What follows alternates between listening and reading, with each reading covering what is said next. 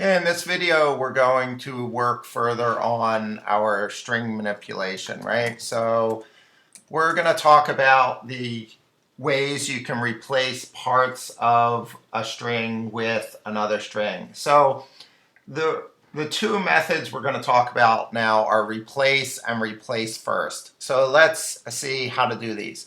So if I wanted to, for instance, replace the p's or a certain letter in one string with another letter, I could say s3 equals s1 dot replace, and I could pass it a character like p, right, and say replace it with the character x, right?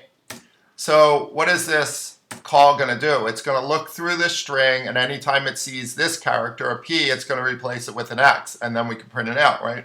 So if I run this, I get Axel with two X's, right? Because it took every occurrence of the P and replaced it. If I changed it to replace all the L's with X, then it's going to go through the word apple and it's going to replace the L with an X, right? So this is pretty straightforward. The slight difference with replace and replace first is if there's more than one character, like in the case of the P, it's only going to replace the first P it finds with an X, not all of them. And the slight difference is that replace first takes strings, right? Now your string could have one character, it doesn't matter, but it takes strings, right? So in this case, I'm saying, replace the first occurrence of a P with an X, right? So if I run this code, well,